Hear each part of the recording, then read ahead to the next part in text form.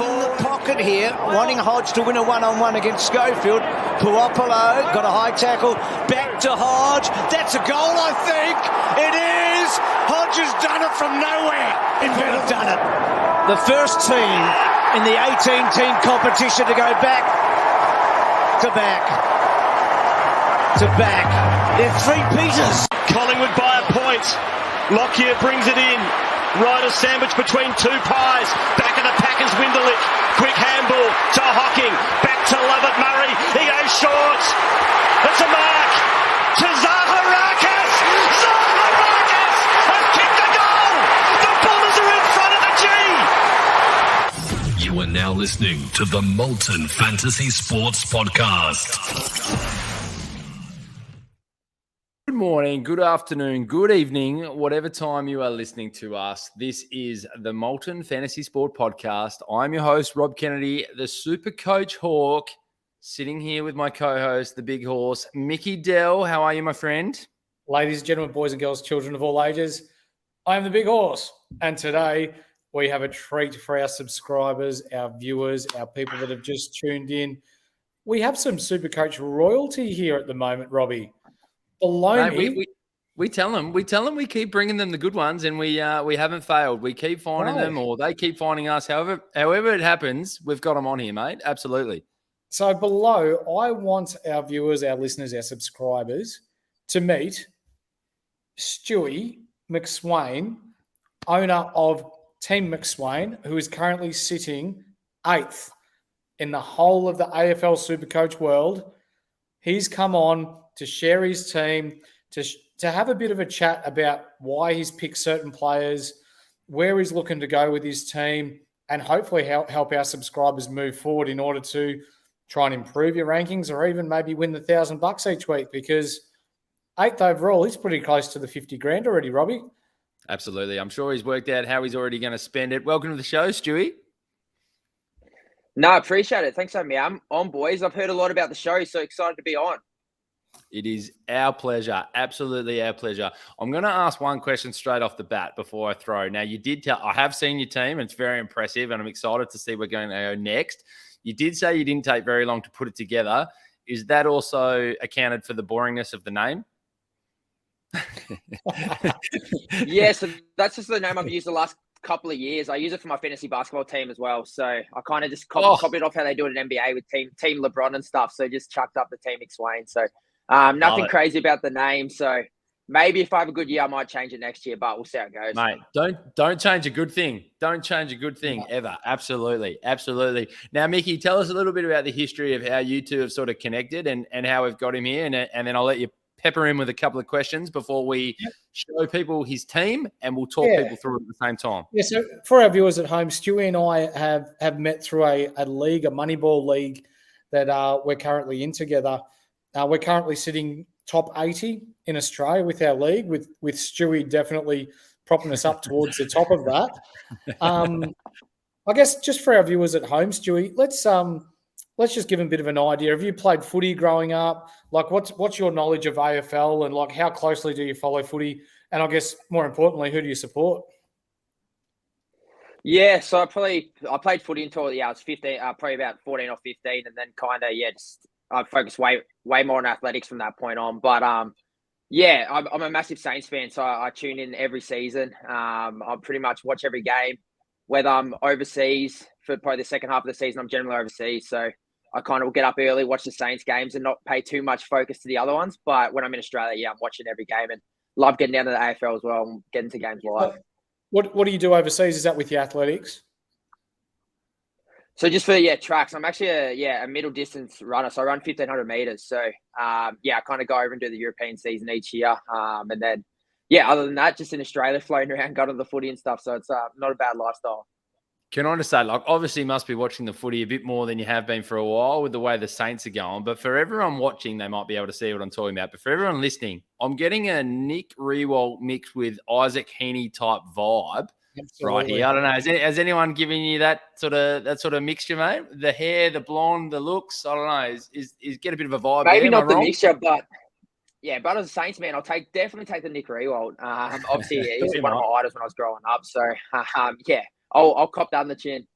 Absolute, mate, absolute weapon and not a bad looking rooster as well, for sure. Yeah, for sure. I get confused with Brad Pitt as well, mate. So yeah, don't get too far ahead of yourself. Yeah, mate, you're banking on everyone listening and not watching us on YouTube. Absolutely. So, well, tell us, how long did it take you to put your team together?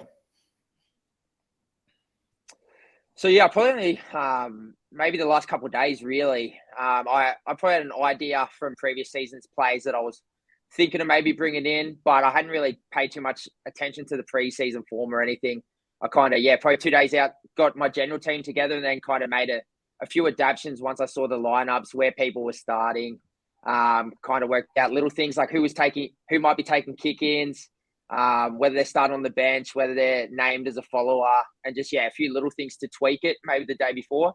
And then kind of, just kept an eye on round one and kind of saw how my players lined from there, and kind of, was interested to see who was going well, who wasn't, and then compare it to the most popular players people had as well, and see where I kind of had a few differences or what was working well for me and what wasn't. Have you had a couple, or is there anything that you remember from your initial team where you go, there was kind of a 50-50 call and you're so glad you took that player and you didn't take another, or where did you sort of evaluate your original team or certain individuals? Yeah, I think a big one was I wasn't far off picking Tom Stewart in the back line, but I just decided he was too expensive to start with. I wasn't sure he was going to play coming off the premiership last year. I assumed his preseason probably wasn't quite as good as he had last year. So, decided against him, and that turned out good. Obviously, he had that sub game, and then missed a week as well, or 2 weeks. And then probably one that didn't go to plan was I had Ben King in my initial team as well. So I had watched his game one, and could tell he wasn't quite back to where I was hoping he'd be off that knee. So I kind of was pretty quick to ship him out. So he was probably one that I banked on being good, because I think he was just over 200,000 to start with. So I thought if he could, and the Suns were going to be a good team, he might be able to score well. But after the initial round, I was pretty confident that he would take a while to get going, and there's probably no value in him. I love when you talk to, and I love when we get people on this pod who are doing well and having a successful season. You talk to them about what are the things that went bad, and the worst thing you can come up with is a cash cow. Like Ben King didn't turn into a cash cow. Here's me sitting at the end of round one thinking I need to neck myself after 3 terrible decisions that I've made on my initial team, thinking I was Mr. Know-It-All and take a few chances. But Ben King was an interesting one. We talked about him a lot. I think, look, I just don't think he's found his niche at the moment this year, but he's a quality player and he'll probably bounce back. But so should we dive in and show the team, or Mick, you got a couple more, or let's see what we got? No time like the present. We can talk while we're viewing the team and see what his opinions are, and let's see where he's going to next. Beautiful. Give me 2 seconds to do a little bit of the tech. Let's see if this wants to work. Haven't done the old share for a little while. You can tell me, Mick, is that working all right? It is now, mate. So we have his team up on the screen now, and as our viewers can see at home, he hasn't gone over the top with getting, trading out rookies and bringing in premiums right from the start. So what we'll do is we'll start off. Can you just zoom back out a little bit, Robbie? Yep. Done. Please. So, yep, beautiful. So for our viewers listening on the Apple Store, on Spotify, and all those good type of podcast platforms, we've got Dawson, Dacos, Jake Lloyd. So we'll come back to Jake Lloyd, because he's at a very small ownership number. Hunter Clark's a good one too. Ginby, McKenna, Wilmot, and Constable. So let's kick it off with the 2 left field ones that you've got there, Lloyd and Hunter Clark. Have you had them right from the start? So, I've had both from the start. So Lloyd was kind of one I thought potentially other years he's been a banker. Like, he's pretty much had him in my team every year. He was obviously a little bit down last year, but he's a quality player. I thought Sydney would be good again, and I kind of assumed might be a chance of taking a fair few kick-ins as well. So obviously it helps out a few cheeky points here or there. Obviously he shares that role with Blakey, so he probably doesn't get as many as I was hoping, but so far he's gone well. So happy to have him straight in my team. And then Hunter Clark was kind of left field one. Being a Saints man, I knew he could play. I'd heard rumours he was going to spend more time on the ball. Thought maybe he could have a breakout season like we saw with Jack Sinclair last year, where he had an amazing year. And I think Hunter Clark started just over $300,000 as well. So he was cheap for a defender, especially if he's going to play a fair bit on bowl. And he's always had the talent, but the last couple of years he's had a couple of injuries. He had that face injury that put him back about a year as well. So I thought, if he was healthy, from what I was hearing in the preseason, he was going well. So I thought he was, a good risk to take. And he's, going relatively well so far. Absolutely. You got anything for it, Robbie?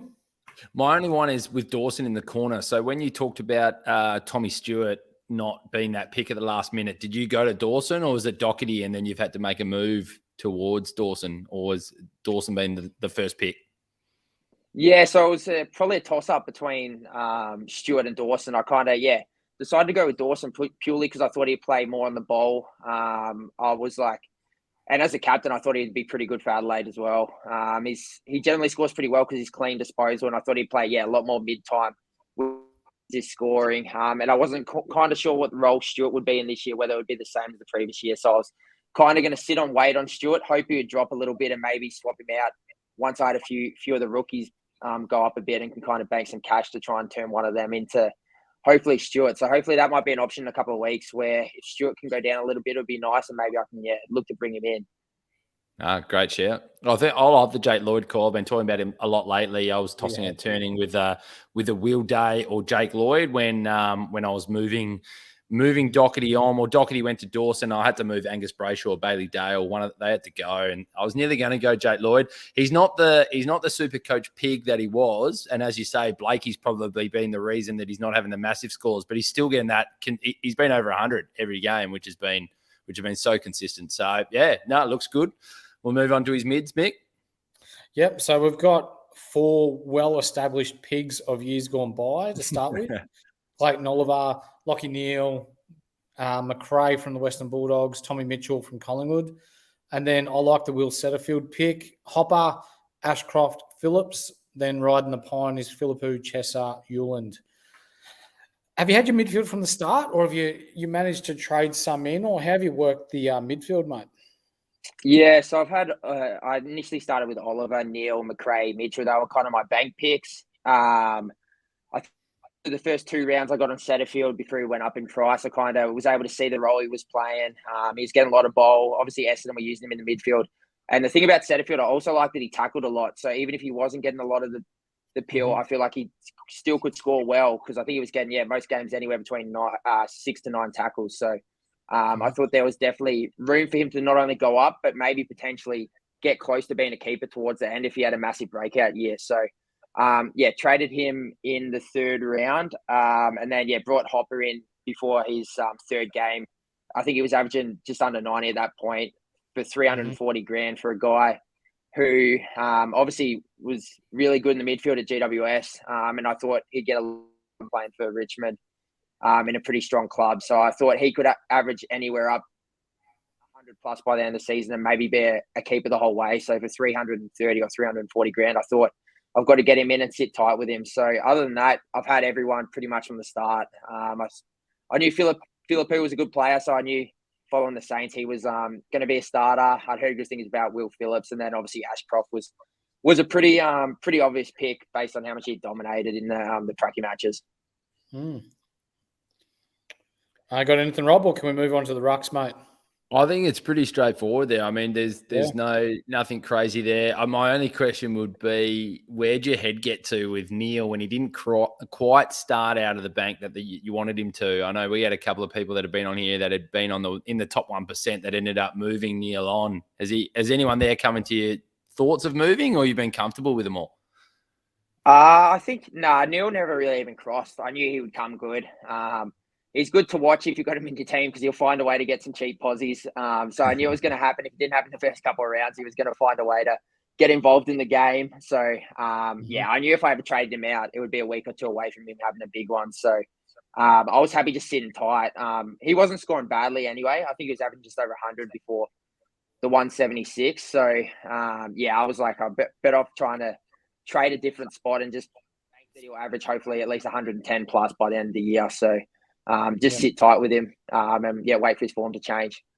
Did you watch the Melbourne v Demons game, and were you getting a bit filthy at your teammate in Settersfield tagging Oliver out of a first half of football there, or were you getting a bit nervous during the game and then Oliver decided to have 35 touches in the second half? Yeah, I was a little bit. Fortunately, the Neil game was before, so I already had Neil as captain, so I knew I was going to take the 176. So it probably would have been a harder watch waiting for Clayton as my captain. But fortunately, I already had the Neil score bank, so I didn't have to worry too much about the captain on Oliver. Well played. Well played. And I guess for the people listening on Spotify, Apple Music, and the rest of them, the Rucks, English, Marshall, we've got the loophole in Madden. Have you ever thought about moving on from Marshall? Because apart from last week, he's been pretty ordinary. Yeah, I'd heard from people Marshall was having an unbelievable preseason, so I was pretty confident that the previous years he'd been injured a fair bit. So as a Saints man, I was confident he was in for a big year. Obviously, a sole ruckman, we don't have Paddy Ryder anymore, so I knew that he would get a lot of time on ground. And when he was rested on the ruck, I thought they'd push him forward so he'd have a chance to hopefully kick a couple of snags as well. So I thought he would score well, and he was a lot cheaper than going for I already was spending a lot of money getting in Tim English. So I kind of didn't want to fork out the 680 or whatever for Gorn. So I was kind of like, I could probably save 150 and get a guy who's, scoring really well in the ruck anyway. Marshall's done that role so far. Yeah, nice. Good. We'll move to the forward line. A couple of players I want to ask you about here. So Dunkley, Goulden, Zorko, Zeeble, Sheasel, Chandler with Davey and Brockman on your bench. Especially with Goulden and Zorko, how long have you had them in your team for? Or have you had them right from the start? Nah, so I had Goulden from the start. Obviously, watching a fair few of the Swans games last year, I knew he was a star. I think I saw that he was going to spend more time on bowl, so I knew he'd be right in the mix. In a good team right in the middle, I thought he'd get a lot of the footy. He can sneak forward and kick an occasional goal as well, which obviously helps his points. So I knew another off-season for him, he was going to be an even better player than what he was last year. So getting a midfielder, a high-scoring midfielder as a forward was a pretty easy option, similar with obviously Dunkley as well. And then Zorko was kind of a late selection. I kind of made a decision after I had Darcy Cameron from the start, thought he would score really well as a sole ruckman. And then once he went down, I kind of had to toss up between Zorko and Taranto, and kind of Zorko was 50 grand less. So I would have to make another trade to bring in Taranto. So I kind of, had a little look at Zorko's profile over the years. He's been a great scorer. He's playing in a strong Brisbane lineup. I thought there's definitely plenty of points there. So, he was kind of just a straight swap. I think I made 10 or 15 grand from trading him, Cameron to him. So it was a little bit easier than having to make a trade and find an extra 60 grand for Taranto or Cogs or someone like that. Yep. I'm just intrigued now to see where you're going next. So just for our viewers, so we can't actually see it on this screen here, and then for anyone listening. So how many trades and boosts do you have left? And then therefore, where is that taking to you with your next decisions?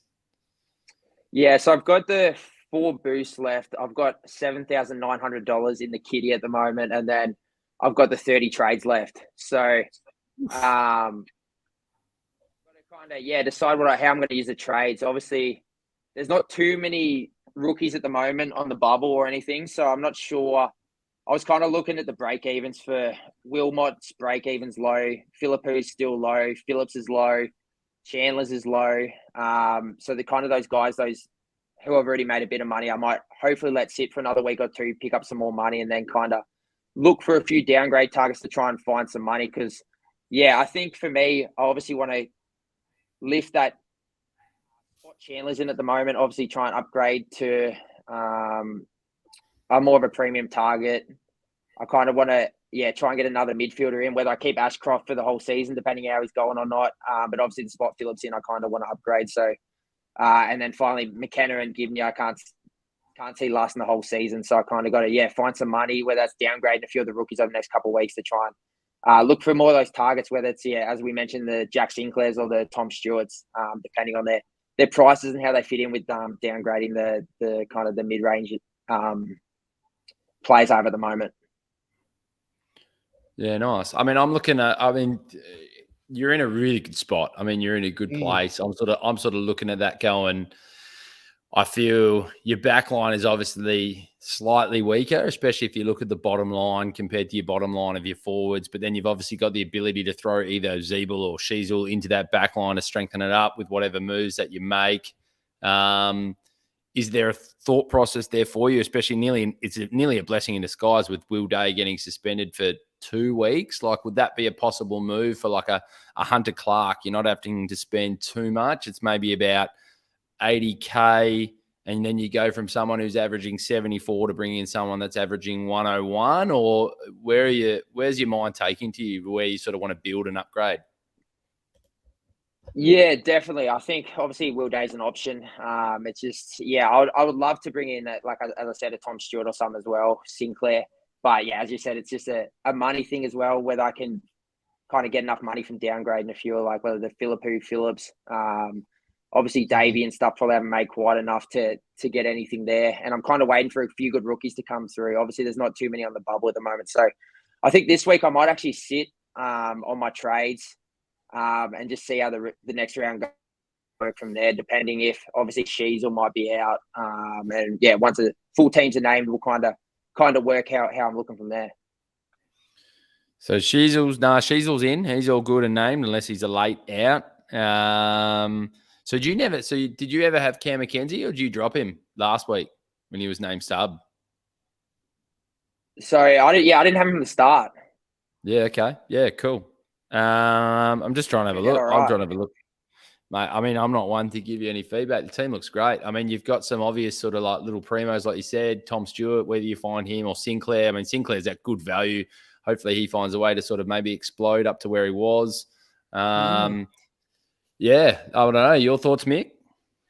You're in a really good spot, Stewie. You know, you've got 30 trades left. You've got 4 boosts left. That's a lot more than what other people have. Like, I've been talking to people that have only got 1 boost left. 30 trades. So you're setting yourself up for a really big back half of the year. And especially during the buy rounds where you've got to make some moves in order to keep yourself near the top. You've set yourself up really well, mate. So what I'd like to do, and I'm sure Rob would be the same, is to sort of keep an eye on how your team's tracking and how you're going, and have our viewers see exactly how you're going and hopefully ride you home towards the back end of the year. Sounds good, fellas. Yeah, happy to keep in touch. Obviously, I'm not sure how it will go for the rest of the season. It's been a good start, but yeah, hopefully we can put a few more good weeks together and just try and keep on top of our league as well, Mick. That'd be nice. Yeah, I'm coming for you. It's scary, isn't it, though, when you look at a team that's performing well like that, still has 4 boosts and 30 trades. It does show and puts in perspective to people that they need to be really careful just going and chasing the best team possible so quickly. Like, you see a lot of people on Twitter going, look, I'm making this move and this one, and they're not bringing in those elite primos. They're taking a bit of a chance on somebody just below because they can upgrade them in. You got to hold. You got to hold and make the right move at the right time. It's interesting to hear you say that you don't think players are on the bubble and, like, you know, everybody's like frothing at the bit to go, I'll get Roberts because then I can upgrade somebody in, or, you know, some people pulling the trigger too early on a Sincotta or a Seamus Mitchell who've only played 1 or 0 games. So yeah, I'm really big on the don't bring him in until the cash is guaranteed and until the job security is there. So love to see what moves you make next, and no doubt Mick can keep us posted, or we get you back on at a different point, mate. But yeah, appreciate your time. Sounds good. Appreciate you boys having me on. I look forward to following the show over the next few weeks as well. Now, before you go, we've got something for you, Stu. So all the special guests that come on our show get a standard squeeze pack, mate. So heading your way to your address before you take off overseas is a fabulous 4-in-1, as Robbie Kennedy's holding up for you there. So you can use it as a study holder. You can use it as a coffee flask. Keeps your drinks warm, keeps your beers cold. You get the 4-in-1s. Pours a standard, 1 shot, perfect every time, mate. That'll be to you in the mail. And this is all to say thank you for coming on and helping our viewers see what it takes to be good at this and also what it takes to be top 10 in Australia at AFL Supercoach. So on behalf of us, thank you, mate. We appreciate it. No, I appreciate the gifts, boys. Looking forward to using them. But yeah, as I said, thanks a lot for having me on. Our absolute pleasure, and thank you. So, guys, again, Molten Fantasy Sport Podcast, bringing the people to you, bring the people in to talk about footy and talk everything that's going on. Make sure you click subscribe. Do not miss an episode. If you want to be a part of our show and get some sports packs and the standard squeeze packs and our prizes and everything, you must subscribe. You must follow along. We thank our sponsors, Snap Fitness, Standard Squeeze. Stewie is our special guest today. Big Horse, I always give out a massive thank you for you and your insights and everything that you bring to the show. Happy punting, everyone. Happy super coaching. Nick's got one more. I'm always going to throw to you one more final word, mate. Go for it. So with our Molten Fantasy pod this week, our winner is DJ Brock's Stand Club. His score is 2,463 this week, which I think is pretty similar to what you scored, Stewie. Big. So DJ Brock's Stand Club, the owner being Keegan. Please get in touch with us on Twitter at Supercoach Hawk or at Big Horse down below. Give us your details, mate, and a standard squeeze pack will be on its way to you within the next day. Before we sign out, we missed the most important thing before we give you a sign out. And this might be a little bit of a question without notice, but hopefully you guys have already been thinking about this. I'll go to Mick first. So, Stewie, you get a little bit more time. Who are you VCing and who are you captaining at this present time? Mick, you're on the clock. I'm VCing Bontempelli this week against Fremantle. He's a big-bodied midfielder, Western Bulldogs. Freo are quite small. The English Darcy battle will be, I think English may just have the edge, but Bontempelli around the ball, the contested possessions, the ability to move forward. I don't see Fremantle having a key back to be able to hold him down, and then Ugle-Hagan and all the likes that they have down there. So Bontempelli for me into Oliver against Richmond. Very nice. Stewie? Yeah, I think I'm going to stick the VC back on Neil again. I think he's got GWS on Saturday, so I can see them not paying him too much attention, him racking it up. Brisbane hopefully should win pretty easy, so I can see him and hopefully kick him one or two as well. So I wouldn't be surprised if he puts out another big one. He's got his form back. But yeah, the captain, if he doesn't go well, I'll go Oliver on the Monday as well, I think. It's not often he has back-to-back games where he doesn't score well, so I think he's in for a pretty good score as well. I did realise I nearly for a second there was like, you don't have Madden for your loophole, but you do have Constable in your team and he is not listed again. So there's your loophole right there. Very nice. For me, it's too hard not to go with Tim English again for the VC, as much as I know he's going up against Sean Darcy over here in WA. The weather's going to be fantastic, but it doesn't matter. Rain, hail or shine, Tim English has been the man this year. And I can see myself maybe throwing. I'm a little bit nervous, and I'm going to say it again, and I know Trent's going to hang me for it. I'm a little bit nervous with Finn McGuinness getting named for Hawthorn and whether he'll go to Laird or Dawson, but there's a good chance I might throw it to one of them. If not, I can see Nick Dacos having an absolute rip snorter on the Anzac Day game against your Bombers, and it might be hard not to put the C on Nick Dacos. So there you go, everyone who's listening along. There's a few different VC options and a few different coach options. You know, as much as I want to say, listen to me and Mick, we're sitting here with the number 8 in the country. So probably go with the good man Stewie and throw that VC on Lachie Neale into the captaincy of Clayton Oliver. Guys, it's been an absolute pleasure. Again, Stewie, thank you for being on the show. Big Horse, always love your insights. This has been the Molten Fantasy Sport Podcast. Peace out. See ya.